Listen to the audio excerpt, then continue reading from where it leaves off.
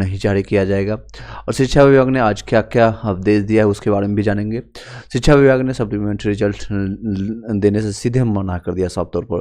Video को first time है like करके सब्सक्राइब करके बेल घंटी दबा लीजिएगा। और चलते हैं आपके टुडेज का टोटल न्यूज और जो भी अपडेट है उस सभी चीज़ों को एक साथ हम जानने के लिए देख सकते हैं। आज के डेट में ये जारी किया गया है, शिक्षक नियुक्ति का पूरक रिजल्ट नहीं जारी किया गया है। ऑलरेडी ये नोटिस मैंने कल के डेट में आपको बताया था और ये अपडेट अब न्यूज़पेपर के माध्यम से दैनिक जागरण और अन्य सभी न्यूज़पेपर में प्रकाशित किया गया है। रीजन उनका दिया गया है क्योंकि अभी जितने भी अभ्यर्थी नियुक्ति पत्र उनको मिला है, प्रोविजनल नियुक्ति पत्र जिनको मिला है, औपबंधिक नियुक्ति पत्र हिंदी में कहें तो उन सभी को चयनित नहीं किया गया। अपने अपने जहाँ जहाँ जिनको स्कूल्स आवंटित करना था वो अभी नहीं किए गए। इसी रीजन के कारण वो अभी नहीं देने की मांग कर रहे हैं और साफ तौर पर कर रहे हैं कि हम आने वाले भविष्य में नहीं सप्लीमेंट्री रिजल्ट की मांग ही नहीं करेंगे।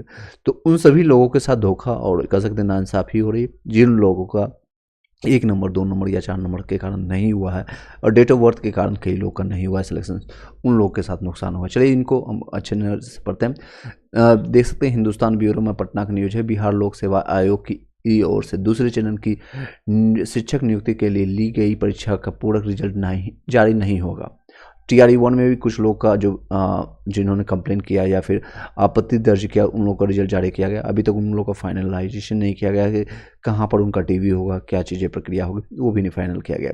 तो कई चीज़ें उठाफटक देखने को मिला है, कई चीज़ें परेशानी हो रही है। जिन लोग का सिलेक्शन हो चुका है उन्हें भी, जो लोग का सिलेक्शन नहीं हुआ वो भी जद्दोजहद में है कि किसी कारण से उनका सिलेक्शन हो जाए और उनका PDF में नाम आ जाए। एक्चुअली इसको लेकर के शिक्षा विभाग ने आयोग को पत्र लिखा है।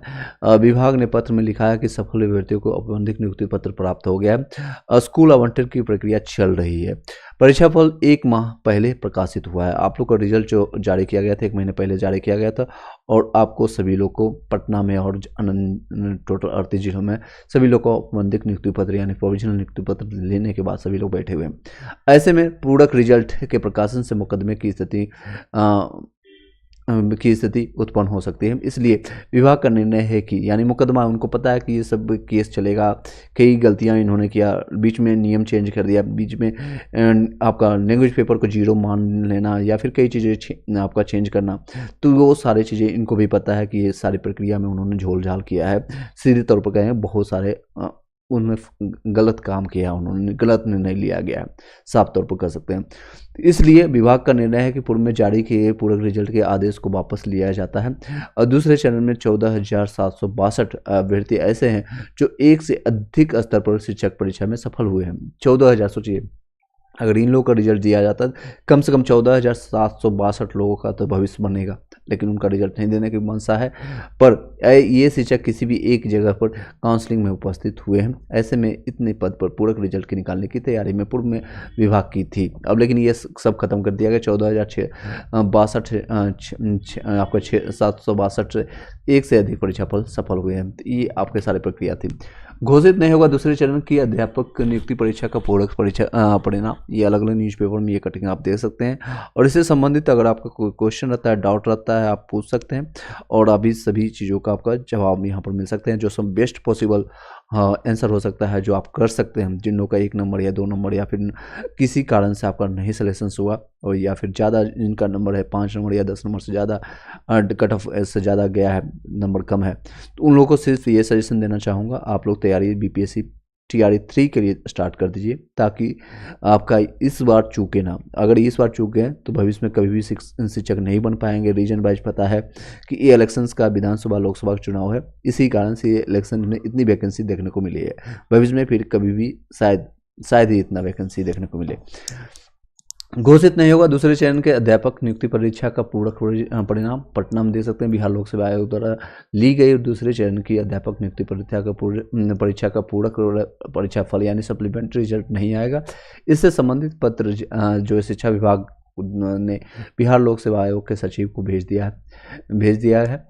पत्र में कहा कि दूसरे चरण के अध्यापक नियुक्ति पत्र के आधार परीक्षा के आधार पर आयोग द्वारा अनुशंसित अभ्यर्थियों जिन्होंने 1 से अधिक पदों पर आवेदन किया है उनका चयन भी 1 से अधिक पदों पर किया गया है। वैसे अभ्यर्थियों की रिक्ति जिन पर उनके द्वारा योगदान नहीं किया गया है, ओबियसली जो 6 to 8 9 से 10th 11 से 12th में हो गए, कहीं एक जगह रिजल्ट कहीं एक जगह ज्वाइन करेंगे।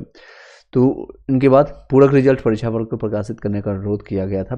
पुनः 15 जनवरी को ये बताने का अनुरोध किया गया था कि पूरक रिजल्ट, ये 3 जनवरी को भी किया गया था, 15 जनवरी को, कल के डेट में यानी कि 22 जनवरी के डेट में वो वापस ले लिया गया है। 15 जनवरी को ये बताने का अनुरोध किया गया था कि पूरक रिजल्ट कब जारी होगा या जारी नहीं होगा। यह जानकारी अब तक नहीं मिल पाई है।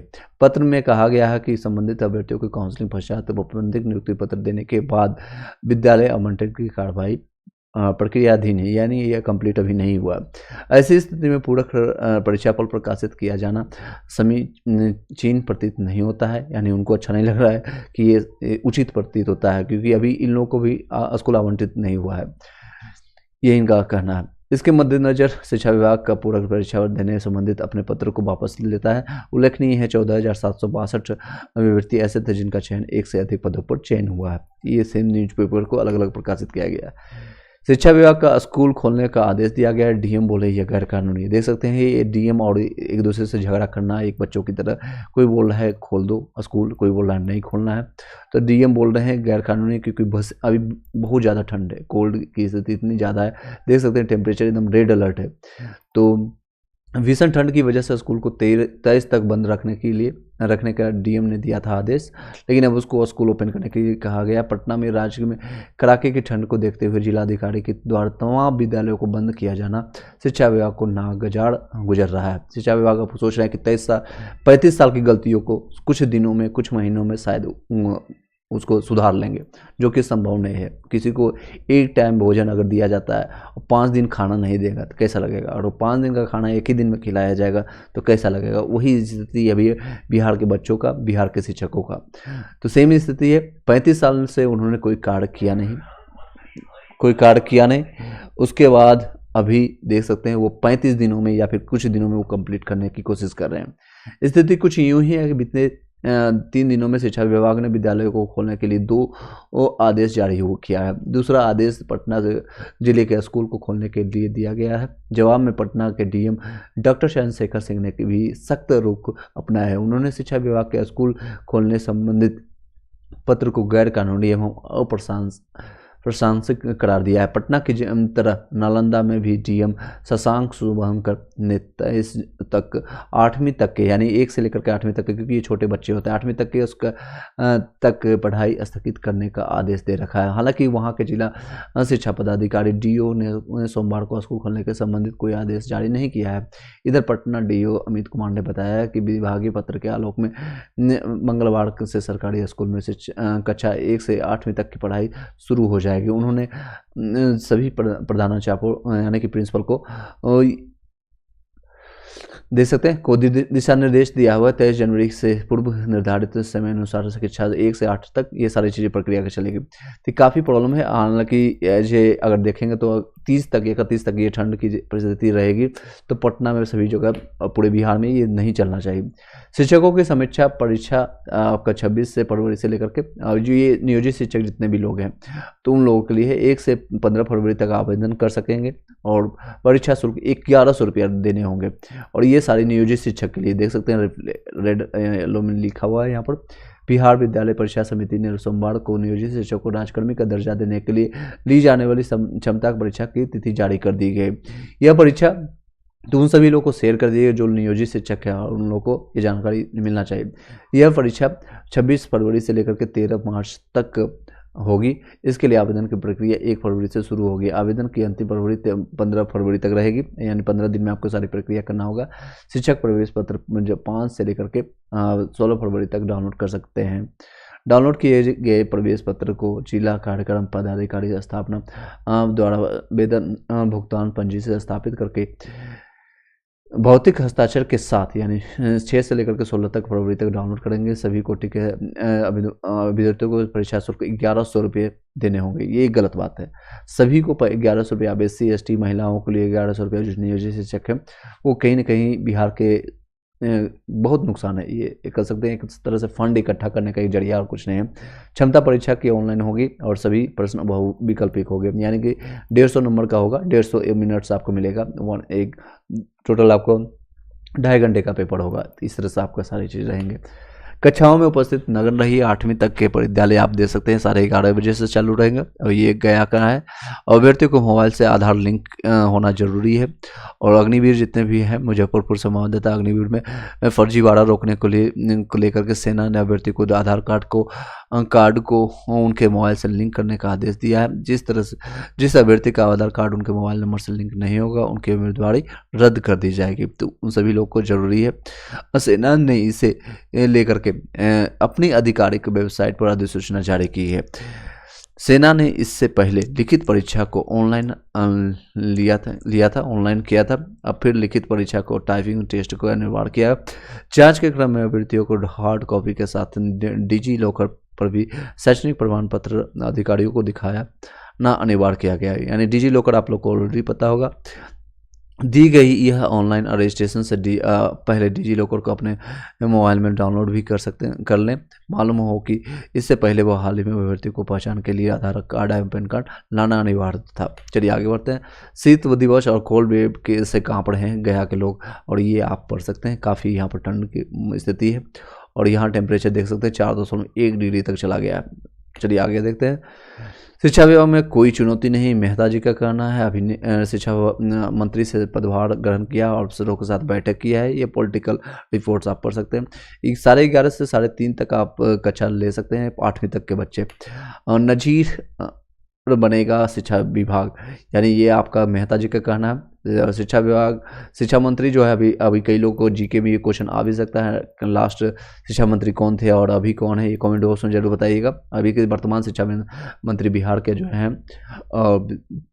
आलोक मेहता हैं, ने कहा कि छात्र छात्राओं को गुणवत्ता शिक्षा मिले, यह हमारी प्राथमिकता है। इसको लेकर के पिछले कुछ माह में शिक्षा व्यवस्था में काफ़ी बदलाव हुए हैं। आने वाले दिनों में इसे और बेहतर किया जाएगा ताकि हर बच्चे को बेहतर से बेहतर शिक्षा मिले।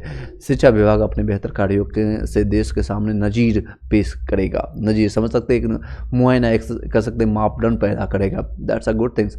शिक्षा विभाग सोमवार को पदभार ग्रहण करने के बाद पत्रकारों से बात कर रहे थे। इससे पहले उन्होंने विभाग के अपर मुख्य सचिव के पाठक समेत तमाम पदाधिकारियों के साथ बैठक की थी। देख सकते बगल में बैठे हुए हैं।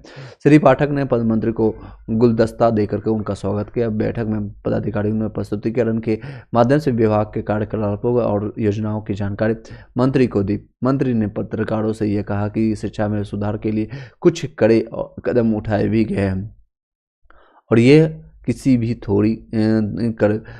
को थोड़ी कड़वी लग सकती है। ओबियसली किसी को जो कड़ाइयत करेंगे तो किसी को जो लग रहा है तो लेजी ढंग से या फिर आनन फानन में या फिर स्कूल नहीं जाना है या फिर इस तरह के जो उन लोग को दिक्कतें आएंगी, मर्ज को ठीक करेगी। उन्होंने कहा कि 1-1.5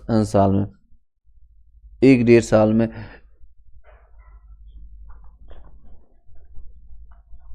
चलिए आगे बढ़ते हैं।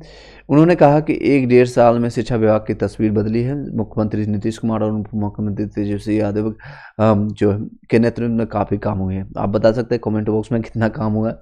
विभाग के तमाम पदाधिकारियों ने उत्कृष्ट कार्य किया है। मुझे एक कठिन जिम्मेदारी मिली है जिस पर खड़ा उतरने के लिए मैं पूरी कोशिश करूँगा। और इस तरह से ये दे सकते हैं, ये मेहता जी, अशोक मेहता, और ये आपके हैं के पाठक। आधिकारिक संघ बैठक करते हुए शिक्षा मंत्री का आलोक मेहता एंड मौके पर अपर मुख्य सचिव के पाठक। इस तरह से आगे बढ़ते हैं। ये भागलपुर का न्यूज़ देख सकते हैं। अधिकतम तापमान गिरा तो न्यूनतम तापमान बढ़ा। भागलपुर में बर्फीली तेज हवा से कनकनी और बढ़ाई 27 तक ऐसा ही रहेगा, मौसम विभाग का कहना है। तो जो लोग भी बिहार से या इनके आसपास में तो अपने आप को सचेत रखिएगा, प्रॉपर ढंग से आप निकलने की कोशिश कीजिएगा जब जरूरत हो तो भी। अदरवाइज घर में आप दुबके रहिए और ठंडे में रजाई में कंबल और जो भी आप सचेत रहने की कोशिश कीजिएगा। दे सकते हैं बेंच डेस्क की साल भर कोई शुद्धि नहीं हुई, परीक्षा के समय कर रहे हैं भाग दौड़, क्योंकि आप लोगों को पता है एग्जामिनेशन टाइम आ चुका है। 10th-12th का एग्जामिनेशन होने वाली है, तो अब बेंच डेस्क भी नहीं है। कई स्कूल्स ऐसे हैं जहां पर बिजली, शौचालय और पेयजल की मांग की रिपोर्ट है। पेपर में देने से पहले ये सारे मिलेगा, 15 मिनट पहले यह जानकारी। तो जो लोग छात्र हैं 10th-12th वाले इसको पढ़ सकते हैं। छात्रों में धर्म और संस्कृति से जुड़ाव का होना जरूरी है। 9वीं की परीक्षा शुरू हुई है, 10वीं की 30 तक होगी, 11वीं की 30 तक की होगी। आगे बढ़ते हैं। मध्य विद्यालय रानी दियारा के 150 बैच डेस्क का टपुआ स्कूल की परिवार ने कर दिया है नीलाम। ये देख सकते हैं, इस तरह से स्थिति है। मध्य विद्यालय टपुआ के कमरे में रखे बेंच डेस्क इस तरह से है, काफ़ी जर्जर स्थिति है। आगे देखते हैं। विभाग बोला स्कूल खोलें, पटना डीएम बोले 144 के लिए अनुमति जरूरी नहीं है। तो ये सारी चीज़ें हैं। निर्देश करने लिखा है कि स्कूल बंद करने से पूर्व अनुमति नहीं ली जाए, लिहाजा स्कूल खोलें। तो इनका कहना है, डीएम का जवाब, कोल्ड डे के कारण स्कूल बंद किए, पत्र नियम विरुद्ध है। ये सारे उन दोनों से का कर सकते हैं। नए जो मैंने बताया ऐप से नए शिक्षकों की निगरानी रखी जाएगी, मिली ट्रेनिंग के अनुसार पढ़ा रहे हैं या नहीं, इस तरह से ये जानकारी मिलता रहेगा कि बच्चे जो शिक्षक के अभी चयनित हुए हैं वो सही से पढ़ा पा रहे हैं या नहीं पढ़ा रहे हैं। तो सारी चीज़ें आपको एप्लीकेशन से और थंब इम्प्रेशन से आपका सब कुछ डाटा निकाला जाएगा। जो लोग भी TRE 1 में चयनित हो चुके हैं उनको लास्ट मौका दिया गया है। देख सकते हैं 31 जनवरी तक आप शाम के 5 बजे तक आप जा करके सॉरी लास्ट मौका है आपको जाकर के, आपने जितने भी है जहां भी आपको आवंटित किया गया है उसमें जाकर के योगदान देना शुरू करेंगे। अगर नहीं देंगे तो आपको पूर्णतः बाहर किया